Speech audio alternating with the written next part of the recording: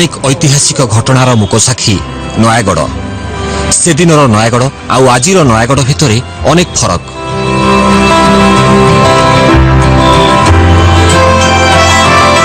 एबे भी सहर मुंडरे दुई द्वारपाल रूपे ठिया होइछंती रुखी एवं बलराम पहाड़।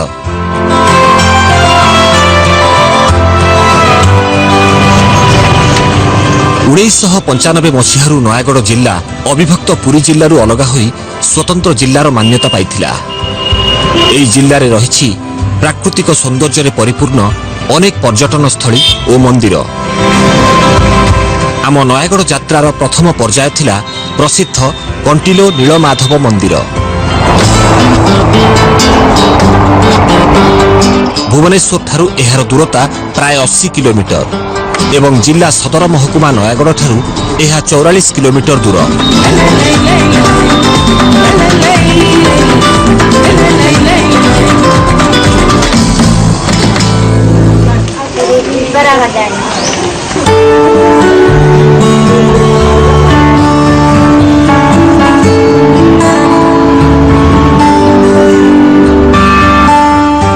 नीलमाधव मंदिर गोटे छोट मुंडिया उपरे अवस्थित।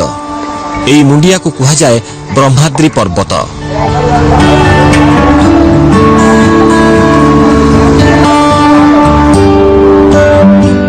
एहा उपरे अष्टम शताब्दी निर्मित एक प्राचीन मंदिर रे पूजित होउछंती नीलमाधव। ब्रह्माद्री पर्वतर पाददेश रे बही जाउछि महानदी।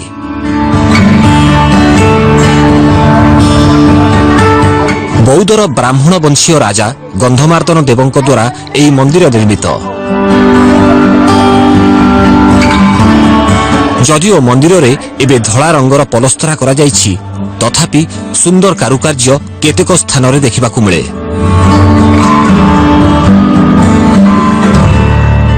एहार भोग मंडपर गठन शैली स्वतंत्र।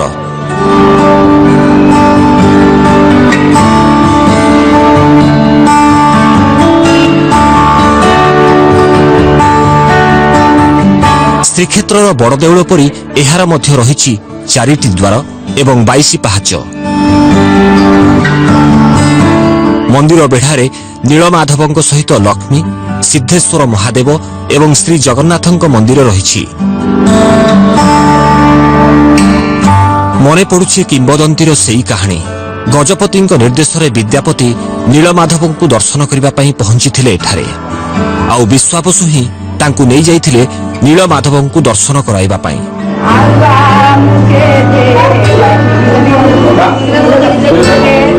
एठारे श्री विष्णु बा नीलमाधवंक विग्रह इंद्रनील पत्थर बा स्पीट सेल शिलारे निर्मित। एक आश्चर्यर कथा हेउछि नीलमाधवंक मूर्तिर पाददेश रे सबु बेले पानी झरुथाए। स्थानीय गवेषक डॉक्टर प्रफुल्ल मिश्रंकर मत अनुसार विग्रहंक पत्थर रे एमोनाइट नामक एक प्रकार जीवाश्म थिबारु एपरि घटुछि।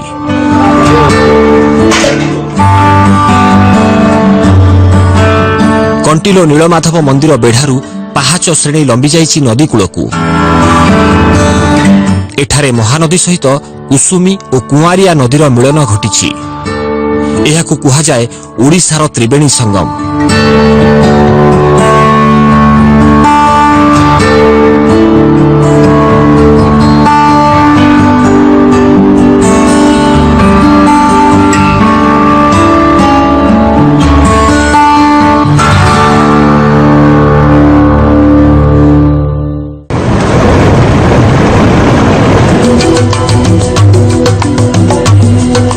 कंटिलो नीलमाधव मंदिर परिदर्शन करिबा परे आमर परवर्ती डेस्टिनेशन थिला खंडपड़ा राजबाटी।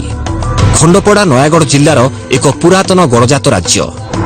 भुवनेश्वर ठारू खंडपड़ार दूरता प्राय 80 किलोमीटर एवं नयागढ़ सहर ठारू एहा प्राय 30 किलोमीटर दूर।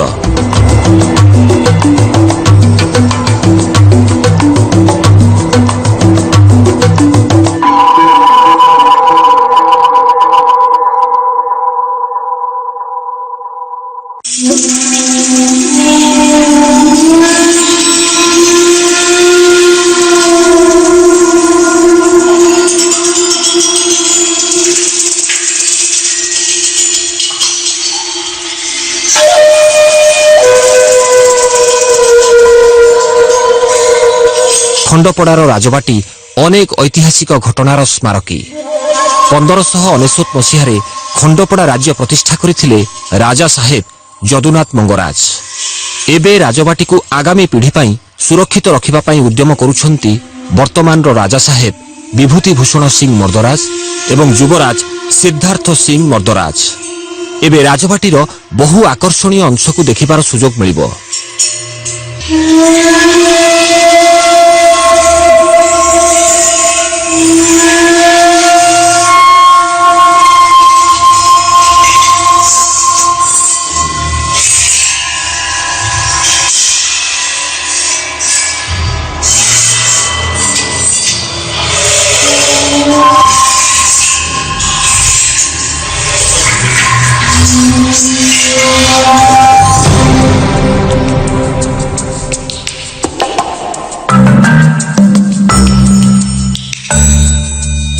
ଏବେ ବି ଖଣ୍ଡପଡ଼ାର ଜନସାଧାରଣଙ୍କର ରାଜପରିବାର ସହିତ ରହିଛି ଶ୍ରଦ୍ଧାଶୀଳ ସମ୍ପର୍କ।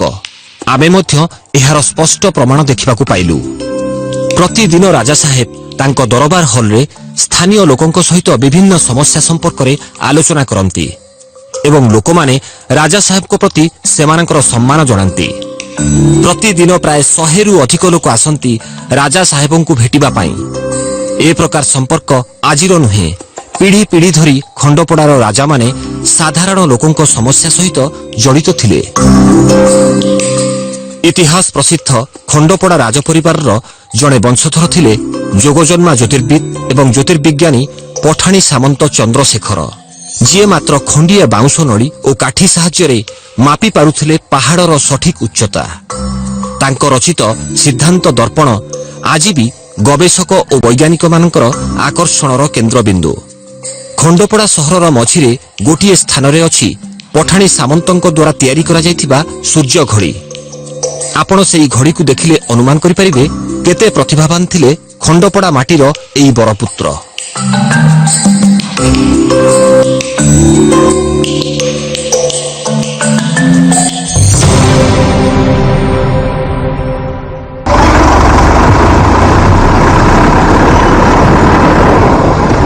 ନୟାଗଡ଼ ଜିଲ୍ଲାର ଗୋଟିଏ ବଡ଼ ଗାଁ ଖଳିସାହି।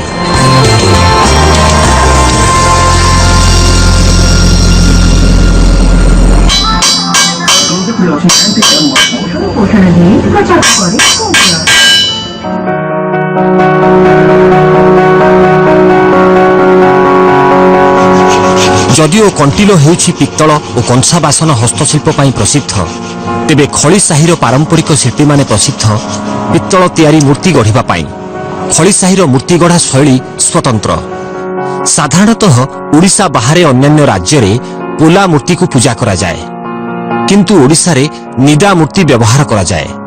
ଆଉ ନିଦା ମୂର୍ତ୍ତି ପ୍ରସ୍ତୁତ କରିବା କଷ୍ଟଦାୟକ ଓ ସମୟ ସାପେକ୍ଷ କାର୍ଯ୍ୟ।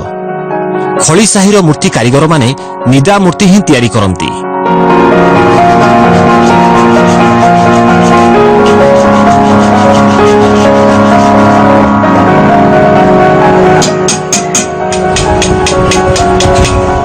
ସାଧାରଣତଃ ମହାରଣା ପରିବାରର କାରିଗରମାନେ ଏହି ପିତ୍ତଳ ମୂର୍ତ୍ତି ତିଆରି କରିଥାନ୍ତି। ଏବେ ବଂଶାନୁକ୍ରମିକ ଭାବରେ ଏଠାରେ ପ୍ରାୟ 20ରୁ ଅଧିକ ପରିବାର ଏହି ହସ୍ତଶିଳ୍ପରେ ନିୟୋଜିତ ଅଛନ୍ତି। ଗୋଟିଏ ମୂର୍ତ୍ତିଶାଳରେ ଆମେ ପହଞ୍ଚିଲା ବେଳକୁ ଚାଲିଥିଲା ମୂର୍ତ୍ତି ତିଆରିର ଶେଷ ପର୍ଯ୍ୟାୟ।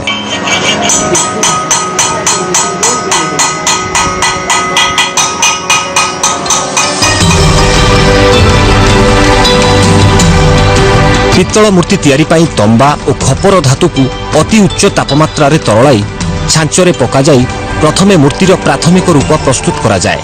ଏହାପରେ ନିହଣ ଓ ମୁଗୁରରେ ପିଟି ପିଟି ମୂର୍ତ୍ତି ଗଠନର ଚୂଡ଼ାନ୍ତ ପର୍ଯ୍ୟାୟର କାମ କରାଯାଏ। ପ୍ରାୟ 100 ଟଙ୍କାରୁ ଆରମ୍ଭ କରି 25-30 ହଜାର ଟଙ୍କା ପର୍ଯ୍ୟନ୍ତ ବିଭିନ୍ନ ମୂଲ୍ୟର ମୂର୍ତ୍ତି ଏଠାରେ ମିଳେ। ତେବେ ଏଥିପାଇଁ ଆଗୁଆ ବରାଦ ଦେବାକୁ ପଡ଼ିବ।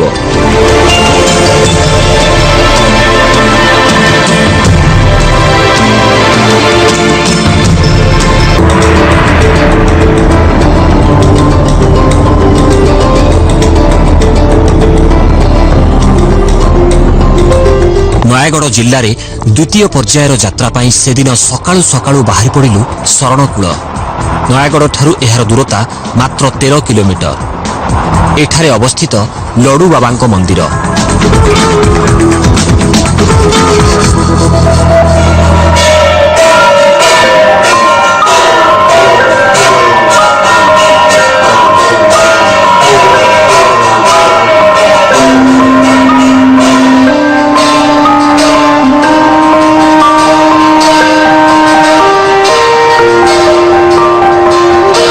ଏହା ସପ୍ତମ ଶତାବ୍ଦୀର ଏକ ପ୍ରସିଦ୍ଧ ଶୈବପୀଠ।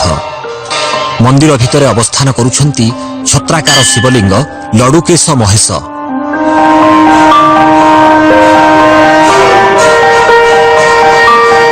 ଶିବଲିଙ୍ଗରେ ଗାର ଭଳି ଚିହ୍ନକୁ ସ୍ଥାନୀୟ ଲୋକେ ପଇତା ଚିହ୍ନ ବୋଲି କହନ୍ତି। ମନ୍ଦିରରେ ବ୍ରାହ୍ମଣଙ୍କ ସହିତ ମାଳିମାନେ ବି ପୂଜାର୍ଚ୍ଚନା କରନ୍ତି।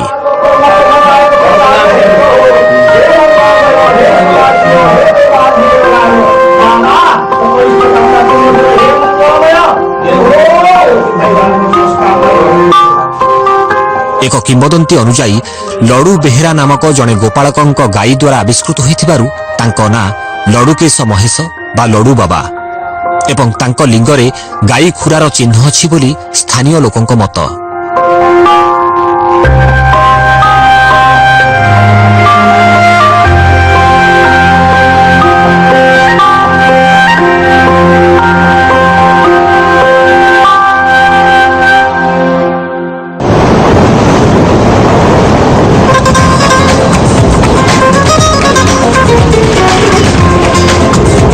ଶରଣକୁଳ ଲଡୁ ବାବାଙ୍କ ମନ୍ଦିରରୁ ବାହାରି ଆମେ ନୟାଗଡ଼ ଦଶପଲ୍ଲା ରାସ୍ତାରେ ଚାଲିଲୁ ନୂଆଗାଁ ଉଦୟପୁର। ନୟାଗଡ଼ଠାରୁ ମାତ୍ର 25 କିଲୋମିଟର ଦୂର ଏହି ଗାଁରେ ଅଛି ସ୍ୱର୍ଗତଃ ଦାଶରଥୀ ପଟ୍ଟନାୟକଙ୍କ ଦ୍ୱାରା ପ୍ରତିଷ୍ଠିତ ସଂଗ୍ରହାଳୟ ଏବଂ ପାଠାଗାର।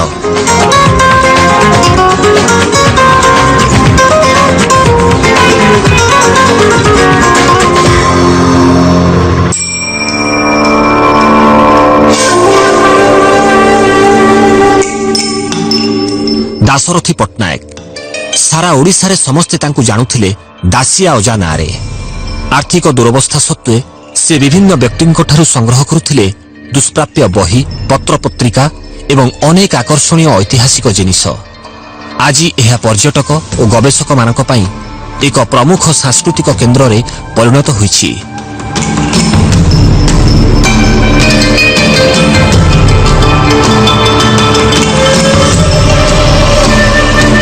ଏହି ପାଠାଗାରରେ ଅଛି 2500 ପ୍ରକାରର 65,000 ପତ୍ରପତ୍ରିକା, 50,000 ବିରଳ ବହି, 1,500 ତାଳପତ୍ର ପୋଥି ଏବଂ ବିଭିନ୍ନ ଐତିହାସିକ ସାମଗ୍ରୀ।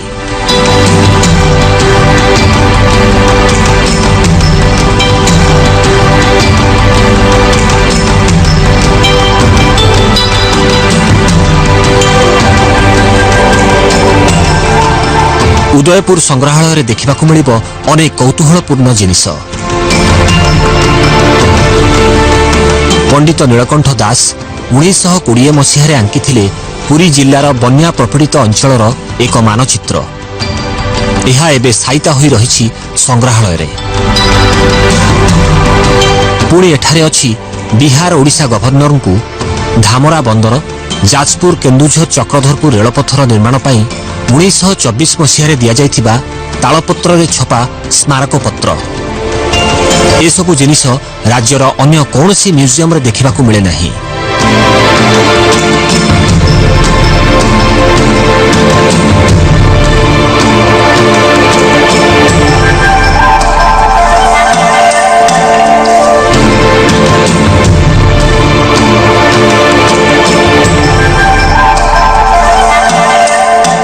ଉଦୟପୁର ସଂଗ୍ରହାଳୟରେ ଆମେ ସେଦିନ ଦେଖିଲୁ ଆଉ କେତେକ ବିରଳ ଜିନିଷ। ଓଡ଼ିଶାର ବରପୁତ୍ରମାନଙ୍କର ବ୍ୟବହୃତ ଜିନିଷ, ଦ୍ୱାଦଶ ଶତାବ୍ଦୀର ଇଟାଠାରୁ ଆରମ୍ଭ କରି ବିଭିନ୍ନ ଆଦିବାସୀ ଗାଁରୁ ସଂଗ୍ରହ କରାଯାଇଥିବା ନିତ୍ୟ ବ୍ୟବହାର୍ଯ୍ୟ ଜିନିଷ ଇତ୍ୟାଦି ଅନେକ ବିରଳ ପଦାର୍ଥ। ଆପଣ ଏହି ମ୍ୟୁଜିୟମରେ ବୁଲିବା ବେଳେ ହଜିଯିବେ ଇତିହାସର ଅଜଣା ଅଧ୍ୟାୟ ଭିତରେ।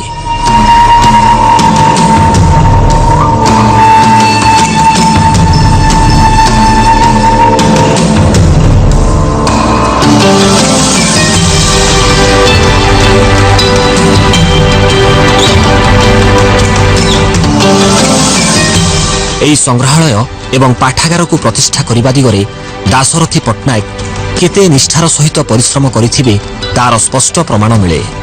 एठाकू वर्षर अधिकांश समय राज्य और राज्य बाहर आसंती गवेषक और पर्यटक।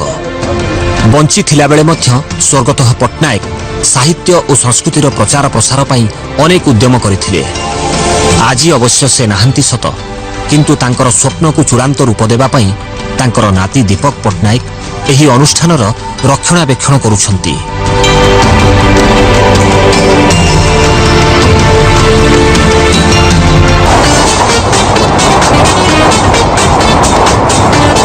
उदयपुर संग्रहालय और पाठागार बुली देखिबा परे आमे चलिलु दसपल्ला। सेदिनर गड़जात राज्य आउ आजिर छोट सहर दसपल्ला। प्रति वर्ष अनुष्ठित हेउथिबा लंकापोड़ी यात्रा पाई एहा बेस प्रसिद्ध। खास एहाकू देखिबा पाई आखपाख जिल्लारू आसंती हजार हजार दर्शक। तेबे आमर डेस्टिनेशन थिला निकटवर्ती कुआरिया डैम। दसपल्ला सहर ठारू कुआरिया डैम रो दूरता मात्र 7 किलोमीटर। किंतु ता पूर्वरु आपण मानक पई रहिछि आउ एक आकर्षण, जंगल विभाग द्वारा निर्मित एक डियर पार्क।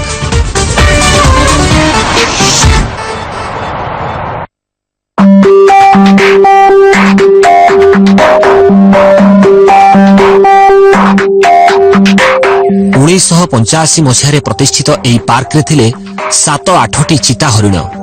किंतु एबे एमानकर वंशवृद्धि घटी हरिण मानकर संख्या पहुंची 207 रे। कुआरिया डैम बुलिबाकू आसुथिबा पर्यटक मानक पई एहा एक बोनस कहिले भूल हेबो नाही।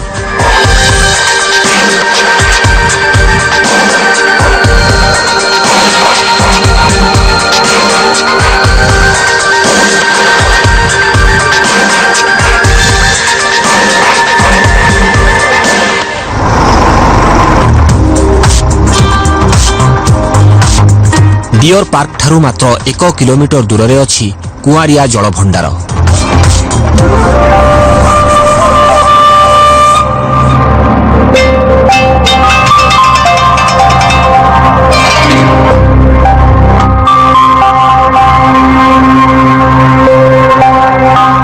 गोटिए पटे सुनादेई ठाकुराणी पहाड़ आउ अन्य पटे उड़सरआणी पहाड़ मझिरे कुआरिया नदी को बंध पकाई डैम तैयारी करा जाइछि।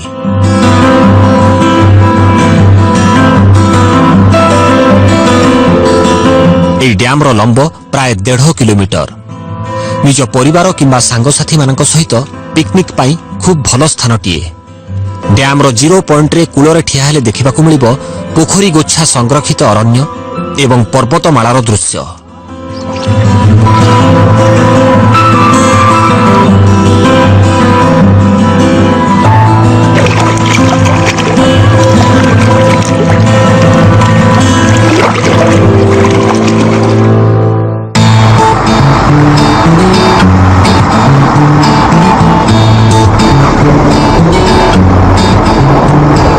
कुआरिया डैम बुली सारिबा परे एबे फेरिबार समय। एहा परे आमे बाहरिलु इतिहास प्रसिद्ध रणपुर। नयागढ़ जिल्ला रे रणपुर हेउछि एक गुरुत्वपूर्ण स्थान। तेबे रणपुर आसिबाकू आउ मात्र अल्प बाट बाकी अछि। नाकरे बाजिला सुखुआ बसना। हाँ मने पड़िला, नयागढ़ रास्ता रे राजसुनाखेला हेउछि एपरि एक स्थान जहा सुखुआ बजार पई लोकप्रिय।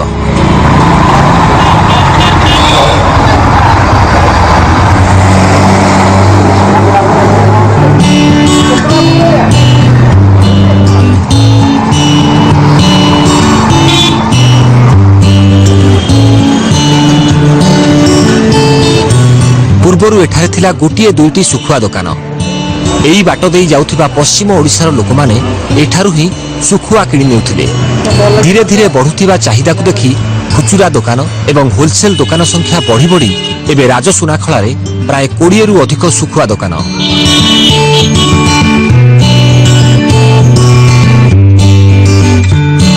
एठारे पथरामुंडी, पातुआ, इलिसी, हईंगा, पिता सुखुआ एवं बाली कोकोली ठारू आरंभ करी मरुआ पर्यंत विभिन्न प्रकार सुखुआ मिले।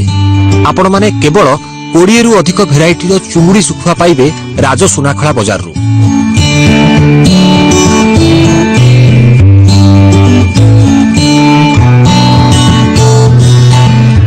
ଖଇଙ୍ଗା ମାଛର ମଞ୍ଜି ଶୁଖୁଆ ରାଜସୁନାଖଳାର ଆଉ ଏକ ଆକର୍ଷଣ।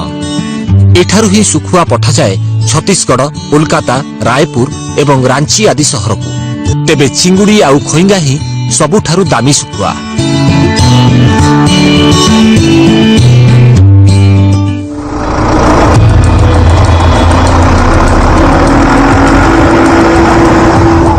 ରାଜସୁନାଖଳା ଶୁଖୁଆ ବଜାରରୁ ବାହାରି ଆମେ ଚାଲିଲୁ ରଣପୁର। ରଣପୁର ଏଠାରୁ ମାତ୍ର 16 କିଲୋମିଟର ଦୂର। କିନ୍ତୁ ତା ପୂର୍ବରୁ ଆମେ ପହଞ୍ଚିଲୁ ଏକ ସୁନ୍ଦର ପିକନିକ୍ ସ୍ପଟ୍ ଅସୁର କୁମାରୀ ନିକଟରେ।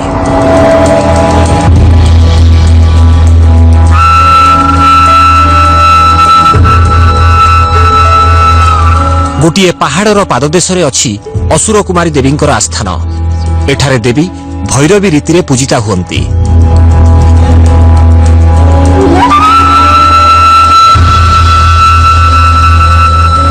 ଝଙ୍କାଳିଆ ଗଛର ଛାଇ ଆଉ ତା ସାଙ୍ଗକୁ ଶୀତଳ ପବନ।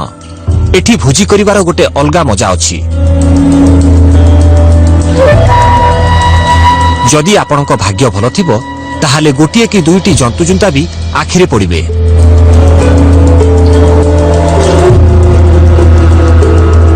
ପାହାଡ଼ ଉପରକୁ ଲମ୍ବି ଯାଇଛି ପାହାଚ ଶ୍ରେଣୀ। ଜଙ୍ଗଲ ଭିତର ଦେଇ ପାହାଡ଼ ଚଢ଼ାର ଭରପୁର ମଜା ଉଠାଇବା ପାଇଁ ସୁଯୋଗ ଏଠାରେ ମିଳିବ।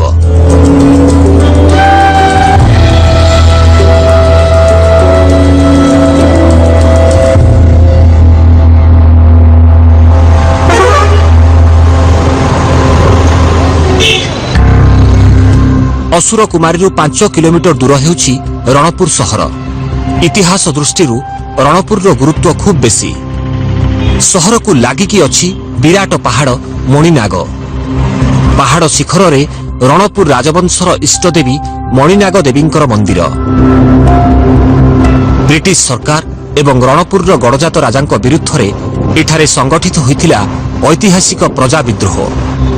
ସଂଗ୍ରାମୀ ରଘୁନାଥ ମହାନ୍ତି ଏବଂ ଦିବାକର ପରିଡ଼ାଙ୍କ ନେତୃତ୍ୱରେ ଜଳି ଉଠିଥିଲା ସଶସ୍ତ୍ର ଆନ୍ଦୋଳନର ନିଆଁ ଏବଂ 1939 ମସିହାରେ ଲୋକଙ୍କ ହାତରେ ପ୍ରାଣ ହରାଇଥିଲେ ବ୍ରିଟିଶ ପଲିଟିକାଲ ଏଜେଣ୍ଟ ବେଜଲ ଗେଟ୍।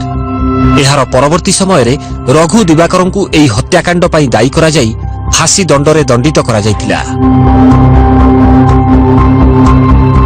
ରଣପୁରର ଏହି ରକ୍ତାକ୍ତ ଇତିହାସର ପୃଷ୍ଠାରେ ରଣପୁର ରାଜବଂଶର ଭୂମିକା ଖୁବ୍ ବେଶୀ। ଏବେ ଇତିହାସର ସନ୍ତକ ରୂପେ ଠିଆ ହୋଇଛି ଭଗ୍ନପ୍ରାୟ ପୁରୁଣା ରାଜବାଟୀ।